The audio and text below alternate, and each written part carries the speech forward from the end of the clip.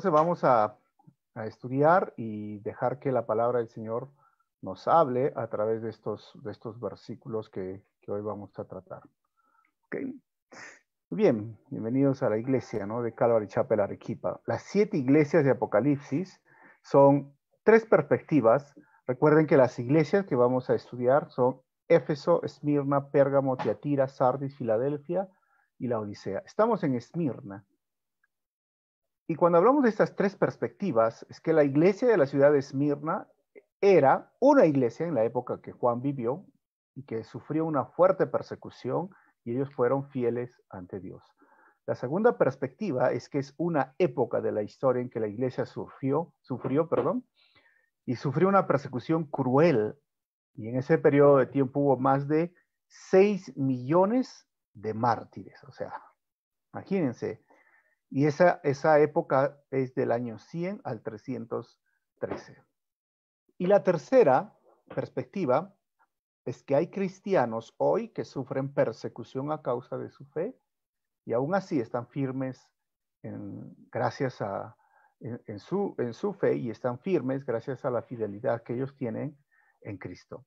La estructura de las cartas obedecen a un patrón definido que nosotros podemos ver claramente, ¿no? Primero es una encomienda para el ángel o mensajero de la iglesia que se menciona, y hemos visto a quién, y está en el 8b, una descripción del carácter de Cristo, y pues en el versículo 1b está eso. Tercero, una alabanza o elogio por las buenas cualidades, como hemos visto en el versículo 9, pero excepto a Sardis y la Odisea, y cuando lleguemos a esa iglesia vamos a saber el por qué. Cuarto, hay una censura general o reprensión, sí, pero excepto a Esmirna y Filadelfia, y Esmirna es la carta de la iglesia a la cual nosotros estamos estudiando. Quinto, una corrección o advertencia con varios imperativos. Y sexto, un reto o desafío repetido 7 veces a partir de la cuarta carta, y el reto sigue esa promesa del pacto, y una promesa del pacto que es una faceta de Cristo mismo y un regalo para cada miembro en su cuerpo. Eso es muy importante recordar. Ahora vamos a ver en las épocas y las eras. Hemos visto que la iglesia de Éfeso significa deseable, que vendría a ser la iglesia apostólica del año 33 al año 100. Esta época del año 33 al 100, deseable porque es como la época donde surgen los apóstoles, el evangelio crece, llega la alegría de que los gentiles están recibiendo la palabra. Hay persecución, pero es como esta época de la iglesia deseable. La segunda de la que estamos estudiando es la iglesia de Esmirna, y que Esmirna significa mirra, y esta vendría a ser la iglesia sufriente y perseguida, porque es donde empieza la persecución a partir del año 100 hasta el año 313. ¿Y por qué decimos 313? ¿Qué pasó? Pues en ese año Constantino termina la persecución y la hace parte del Estado a la iglesia. Por eso la siguiente iglesia es la iglesia de Pérgamo, que vendría a ser su palabra matrimonio, que es Pérgamo. Matrimonio significa. ¿Y por qué decimos matrimonios? Porque es como el matrimonio de la iglesia cristiana evangélica con un Estado corrupto. La iglesia llega a ser parte del Estado, cesa la persecución a partir del año 314 con Constantino, y hasta el 590 surge lo que es el clérigo, los sacerdotes, surge el papa, surge ya la adoración a María, surge los santos, luego esa es como la base para lo que hoy se llama Iglesia Católica. Por si acaso, no existía la Iglesia Católica en el tiempo del libro de los Hechos. Esto es una constitución después del año 313. Luego tenemos la iglesia de Tiatira. Por ejemplo, la iglesia de Tiatira vendría a hablarse del sacrificio continuo que vendría a ser Tiatira. ¿Y por qué hablamos de sacrificio continuo? Porque es esa iglesia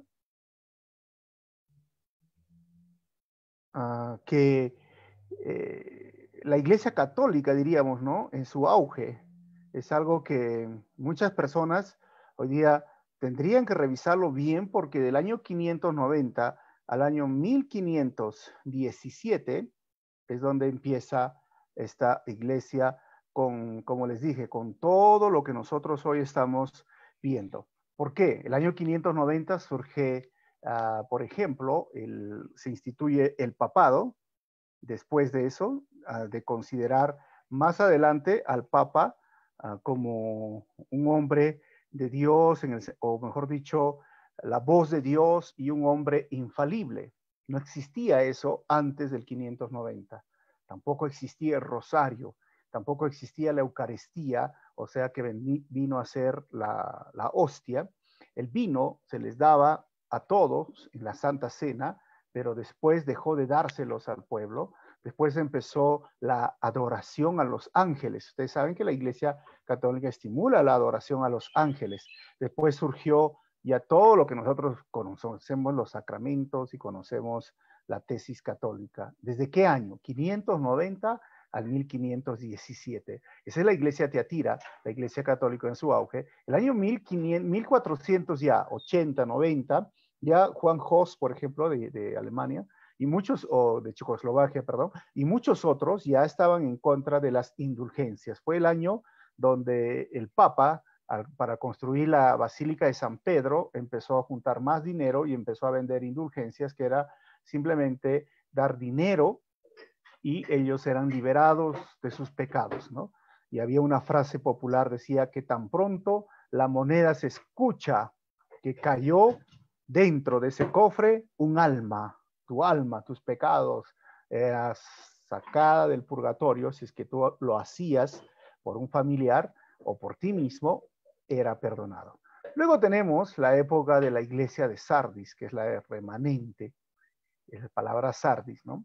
Esa es la iglesia católica frente a la reforma. Sale Martín Lutero, recuerden, ¿no? Zwinglio, John Knox, Calvino, muchos, hasta el año 1700, ¿no? Ahí surgen los puritanos, los wesleyanos, los presbiterianos, ¿no? Y después viene la iglesia Filadelfia, que vendría a ser de amor fraternal. ¿Por qué?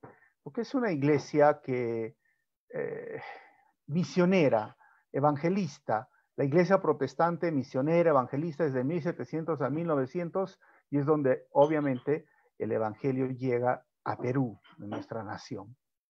Si bien no recuerdo, 1892, ¿no? Que llegan algunos misioneros, los primeros misioneros llegando a Perú. Antes vino ¿cómo se llama?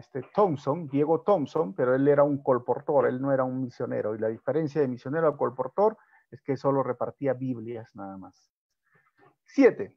Iglesia de la Odisea. Esto viene los derechos del pueblo y la iglesia mundana o apóstata después del año 1900, estamos ya pasando más de 100 años, ¿no? 120 años, que vendría a ser la última iglesia. Miren que son siglos, ¿no? Y ahora estamos en esta etapa. ¿Y por qué decimos de la Odisea que hablan de los derechos del pueblo? Porque es como que la iglesia empieza a asumir un rol totalmente diferente y mezclada con el humanismo, y apóstata porque empiezan a dejar a un lado la verdadera fe. Esto es lo que estamos viviendo. Entra este movimiento de fe y prosperidad, entra este movimiento de la guerra espiritual, que obviamente algunos dirán, pero es que acaso Dios no bendice. Sí bendice. Es que acaso no estamos en guerra espiritual. Sí, pero esos movimientos están basados en el hombre, donde el hombre es el que se lleva la gloria y no están dando la gloria a Dios. Entonces, eso es, como les dije, las tres perspectivas como introducción. Ahora vamos a Juan, donde está escribiendo. Recuerden que la dedicatoria está en 8a, la identificación con Jesús en 8b, el reconocimiento en el versículo 9, la advertencia en el versículo 10 y el reto final en el versículo 11. Dice el versículo 8. Escribe al ángel de la iglesia de Esmirna. Recuerden que al ángel, este ángel es el pastor de la iglesia en Esmirna. También en Daniel se lo consideraba así.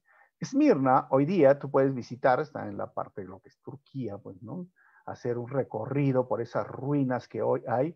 Y en la parte de acá abajo vemos lo que es la Turquía moderna, la ciudad moderna, y hay unos pilares que uno puede tomar sus fotos y ver qué maravillosa era esa ciudad bonita, pero también tenía muchas cosas y es por esto que cada carta tiene un porqué. ¿Y por qué se escribió? ¿Y por qué lo tenemos? Lo vamos a ver. Primeramente, vamos a ver el contexto en el cual la carta llega.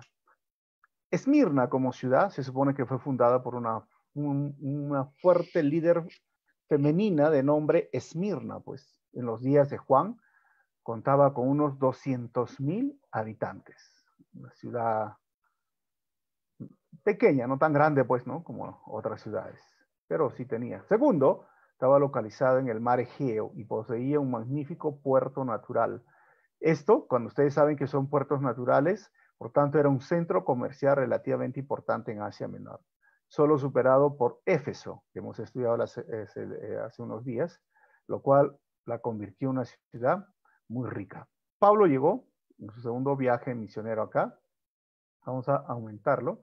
Aquí está Éfeso y acá está Esmirna y este es Patmos, todo frente a una isla pequeñita y ahí están los viajes misioneros de Pablo. Tercero, fue destruida por los lidianos alrededor del 600 a.C., pero reconstruida por Lisimaco, siguiendo los planos trazados de Alejandro el Grande. O sea, fue Alejandro quien hizo esta ciudad o que se pusiera. Y dicen que la brisa marina soplaba en cada calle, ¿no? O sea, una ciudad portuaria. Cuarto, también fue una ciudad libre porque haber ayudado a los soldados romanos de la retaguardia tras la derrota de Mítrades. Entonces les dieron esta libertad y sin estar pagando mucho los impuestos. Quinto, se construyó un centro de adoración para la diosa Roma. ¿Qué significa esto?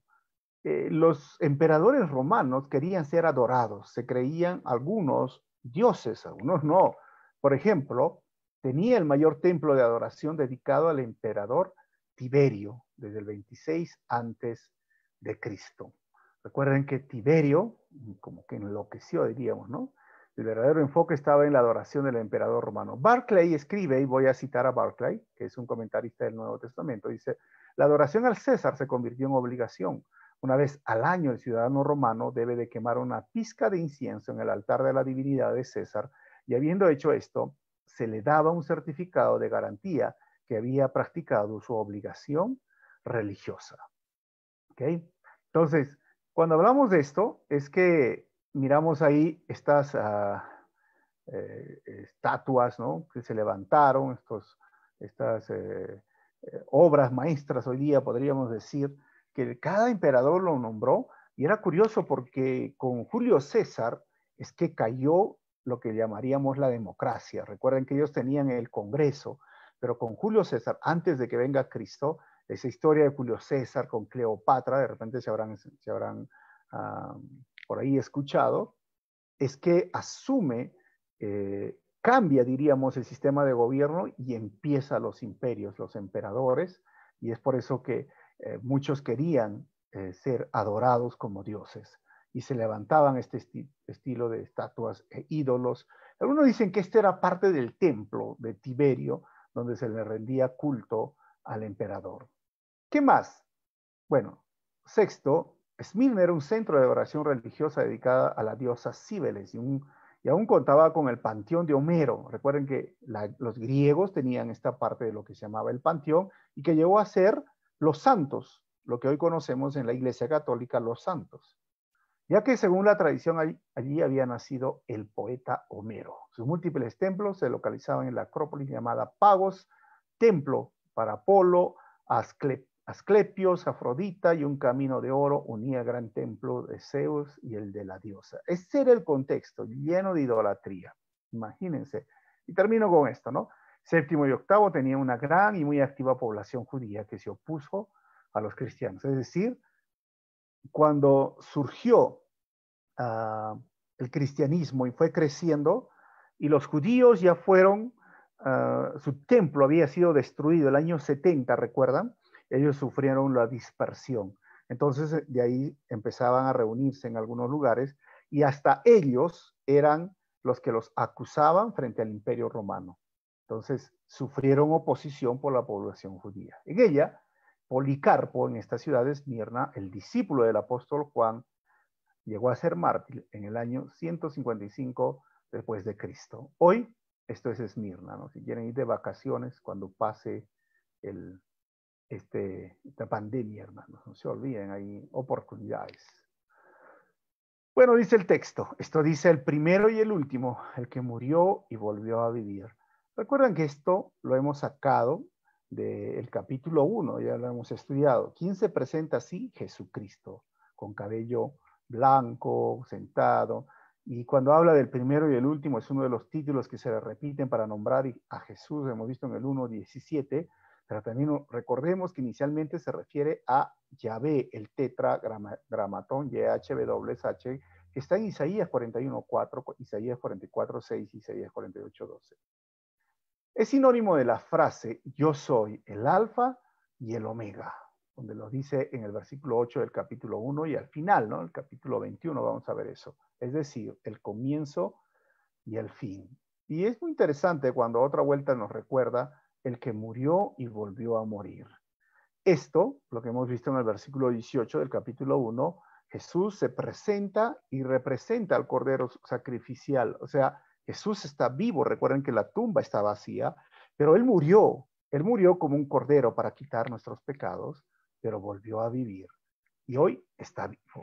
Hebreos 7:27 nos habla de esto del sacerdocio, ¿no? Murió como un sacrificio perfecto, pero volvió a vivir. Hebreos 9:12 y Hebreos 10:10 también. Vamos a ver el reconocimiento, versículo 9. Dice, conozco tus sufrimientos y tu pobreza. Sin embargo, eres rico.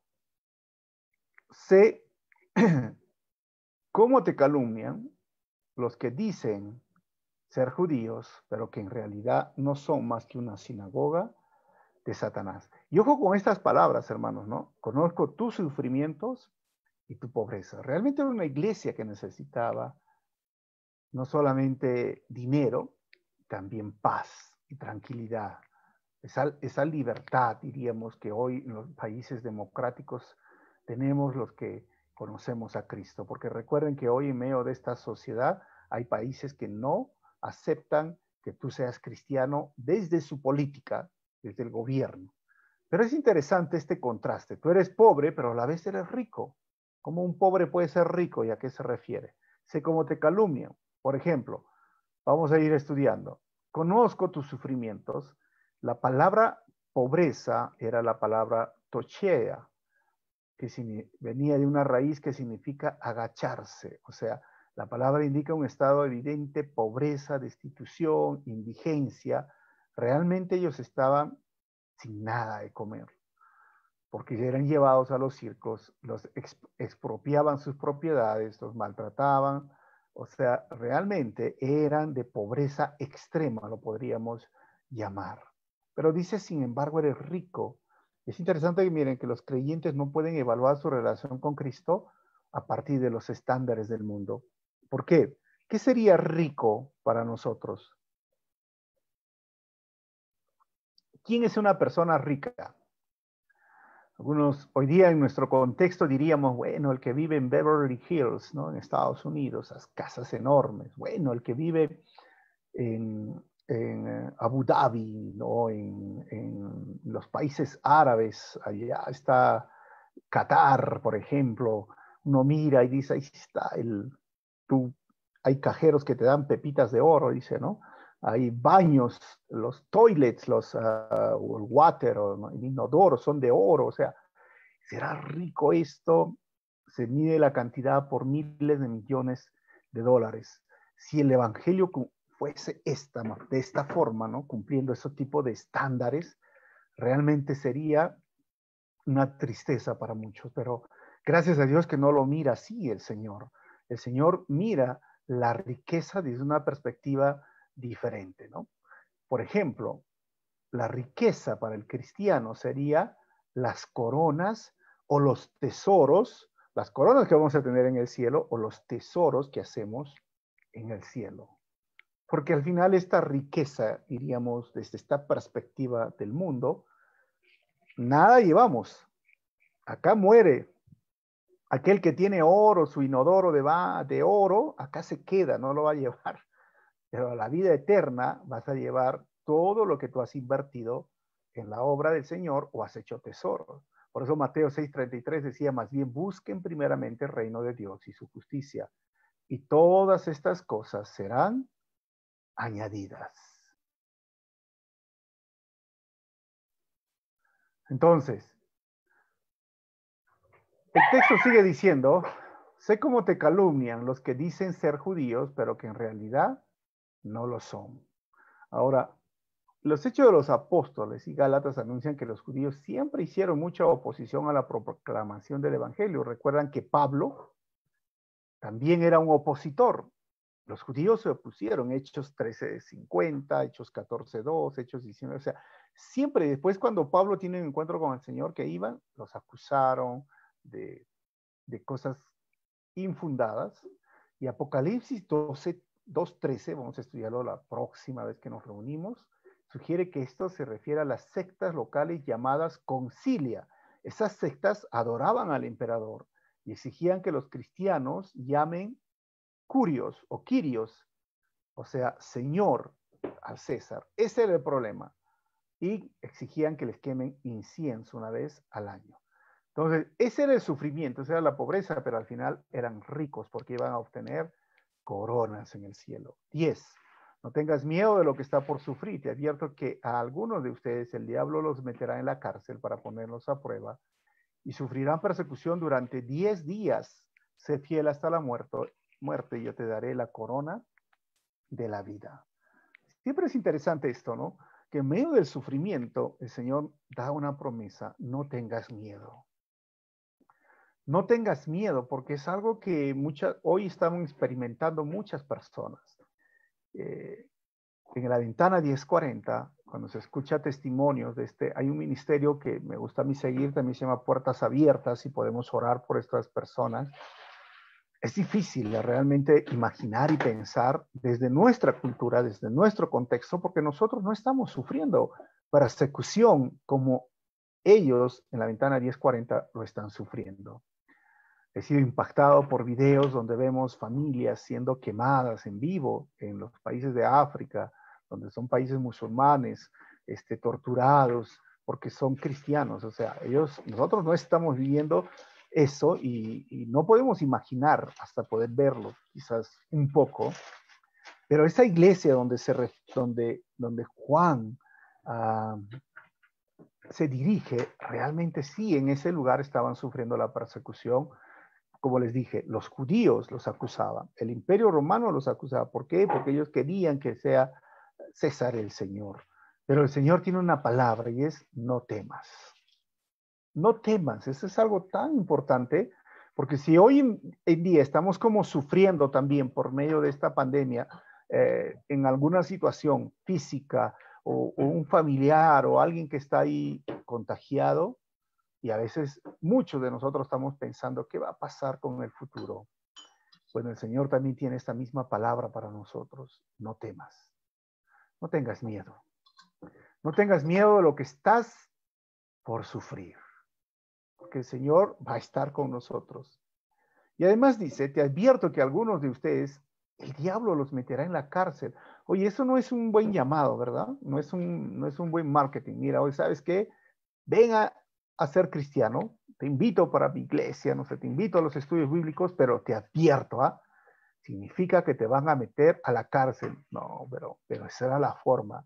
El Señor permite que podamos pasar momentos difíciles, momentos tristes. Y siempre les he dicho, la fe no inmuniza, pero sí estabiliza.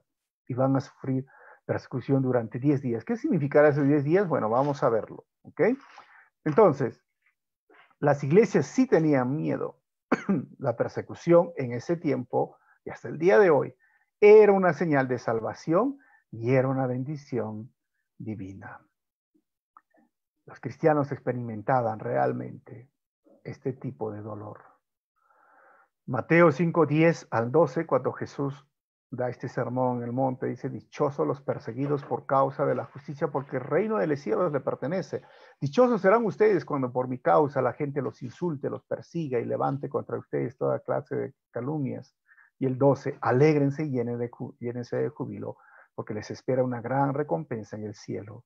Así también persiguieron a los profetas que los precedieron a ustedes. Así que la persecución siempre ha sido una norma en la vida cristiana. Y cuando hablaba realmente de que el diablo los iba a meter a la cárcel, la palabra diablo es calumniador, ¿no? Y ojo que el diablo no tiene, ¿no?, cachos, ni cara roja, nada, ¿no? El diablo está hablando de que el sistema que estaban viviendo los iba a llevar a ese momento. Satanás, pues, los acusaba. Y la cárcel en ese tiempo no era utilizada para rehabilitar. Hoy día sí se usa para rehabilitar, y a veces hay presos que tienen comida, dicen, en algunos lugares, ¿no?, mejor atendidos que afuera.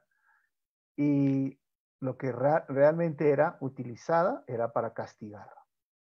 Y era echado una persona mientras esperaba el juicio y la ejecución, como hoy, como les dije, hay cristianos que están siendo encarcelados. Y ponerlos a prueba, ese era el propósito, llevarlos a la cárcel, porque tenían que pasar una prueba. Ahora, hay dos términos griegos que se traducen como prueba. Por ejemplo, la palabra probar o tentado tiene esa connotación de probar con miras a la destrucción. Y esa palabra sería peirosmos o peirosmo. Pero la otra palabra para probar o tentado se llama dóquimos o doquimazo, que eran usados con el sentido contrario, o sea, probar con miras a la aceptación. Satanás prueba para destrucción, pero Dios prueba para fortalecimiento, y ahí están los versículos. ¿Cómo podríamos decir? No podemos probar para que tú caigas, para que seas destruido, o probar si realmente es genuino. Por ejemplo, cuando hoy día te pasamos un test de evaluación para un trabajo, si te has presentado y te hacen una serie de pruebas, no están esperando que tú falles, están esperando que tú apruebes, porque realmente quieren que tú pases la prueba, necesitan ese personal. Es lo mismo, eso era el dóquimos o el dicomazo, probar con miras a la aceptación. Solo Satanás prueba para destrucción a los seres humanos. Ahora, esta palabra 10 días es muy interesante, ¿eh? Hay mucha especulación en torno a esa frase. Algunos dicen que se refiere a un periodo literal de 10 días de persecución en la ciudad de Esmirna en los días de Juan. Otros dicen, número 2, que ya el número 10 simboliza la totalidad, simplemente significaba un periodo completo de persecución. Y número 3, hay quienes afirman que se refiere a un periodo de persecución no determinado. Así que no se sabe cuánto es 10 días. Bueno, la buena noticia es que tiene un límite, ¿no? O sea, la persecución va a terminar. Pero en el libro, sin embargo, en el libro Apocalipsis nunca se está seguro si los números son de significado figurativo o literal, tal como fueron usados especialmente en el Antiguo Testamento y en esa literatura apocalíptica intertestamental que hoy día la tenemos. Como dije, esta es una escritura apocalíptica. Así que, si es una fecha, Dios lo sabe. Pero la persecución, ¿cómo fue? Comenzó en el año 64, del 58 al 54, 64, que Nerón mató a Pedro y a Pablo, recuerden, lo decapitó a Pablo y a Pedro crucificado de cabeza. Domiciano, del 81 al 96, donde se escribe Apocalipsis, pensó que el cristianismo eran ateos, ¿eh? Y ellos murieron miles de cristianos y desterró a Juan a Patmos. Trajano, el otro emperador que le siguió, del 98 al 117, fue el primero en promulgar leyes en contra de los cristianos. Él quemó a Ignacio. Antonio Pío, del año 137 al 161, bajo su reinado murió Policarpo, que era discípulo de Juan, en Esmirna. Marco Aurelio, por ejemplo, del año 161 al 180, pensaba que el cristianismo era una superstición absurda, y en su tiempo murió Justino Martí. Estos eran los padres de la iglesia, ¿no? El gran escritor y defensor de la fe. La persecución continuó con Severo. El año 193 al 211 mató al padre de Orígenes. Después vino Máximo el Tracio, de 235 al 238. Este emperador fue bárbaro y brutal y mandó a matar a todos los líderes cristianos. Después vino Decio, del 249 al 251. Él se propuso exterminar el cristianismo, así que los persiguieron. Luego vino Valeriano, del 253 al 260. Mandó a matar a Cipriano, obispo de Cartago.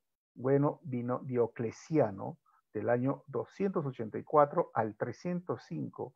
Esto, dicen, grábenselo, Diocleciano. Uno es Dionisiano, otro es Diocleciano, ¿no? Durante su reinado se produjo la última y más severa de las persecuciones. O sea, durante 10 años los creyentes fueron buscados hasta en cavernas y bosques, fueron quemados, arrojados a las bestias, matados por los medios inimaginables, pero la esposa e hijo al final aceptaron a Jesucristo como su Señor y Salvador. ¿La esposa de quién? La esposa de Diocleciano. Porque después de eso, ¿viene quién? Constantino. Y ahí termina la persecución. Quizás eso puede referirse a esos 10 días, ¿no? Bueno, sé fiel hasta la muerte. Enfatiza esa necesidad del creyente de continuar en su fe.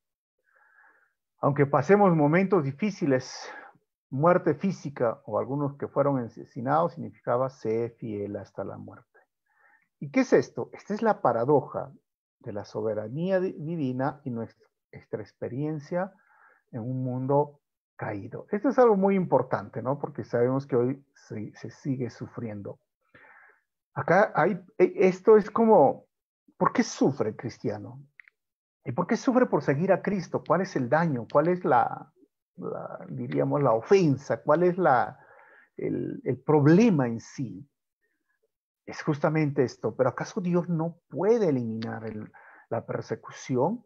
Esa es la gran pregunta, la paradoja entre la soberanía de Dios, que sí lo puede hacer y tiene un propósito, contra el mundo caído en el cual nos encontramos, que simplemente los seres humanos quieren hacer la maldad, quieren hacer el mal.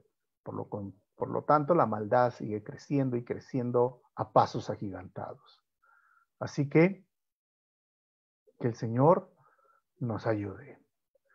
Voy a terminar. Luego dice, yo te daré la corona de la vida. Era la corona de ese vencedor, ¿no? Llamada el Estéfanos, en Corintios 9:25, 1 Corintios, era la recompensa de los mártires. En el Nuevo Testamento también se menciona otras coronas, pero este era el Estéfanos, ¿sí? Este tipo de coronas, laureles que se le ponían como en los Juegos Olímpicos, eso era muy importante. Ahora, la Biblia menciona 5 coronas, ¿no?, que recibirán aquellos que han vencido. Primero, la corona incorruptible, en 1 Corintios 9, 24, 27. La corona del gozo o del regocijo, en 1 de Tesalonicenses 2, 19 al 20. La corona de justicia, que está en 2 de Timoteo 4, 20, creo.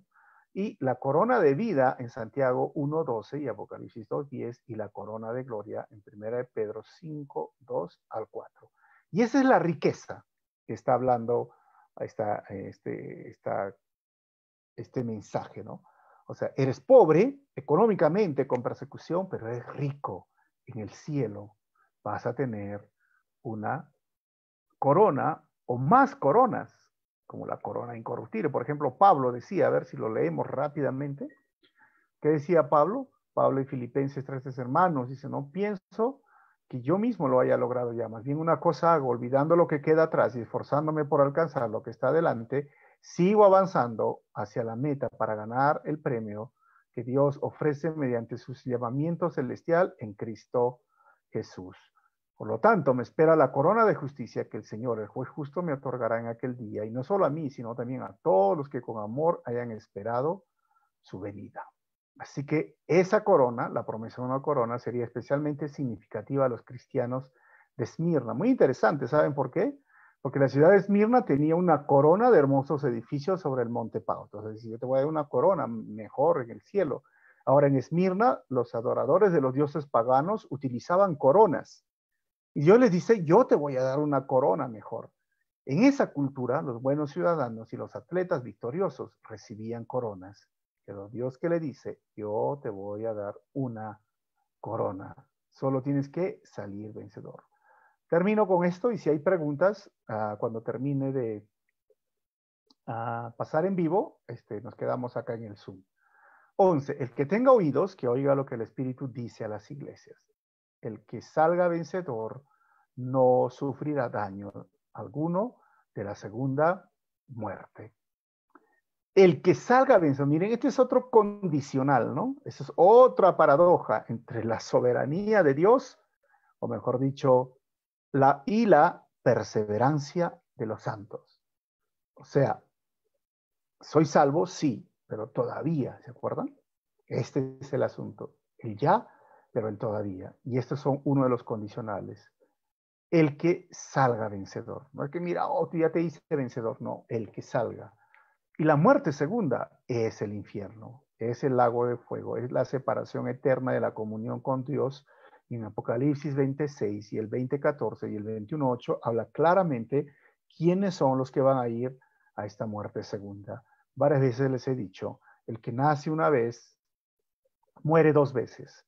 Se va al cementerio y se va a la muerte segunda, el infierno.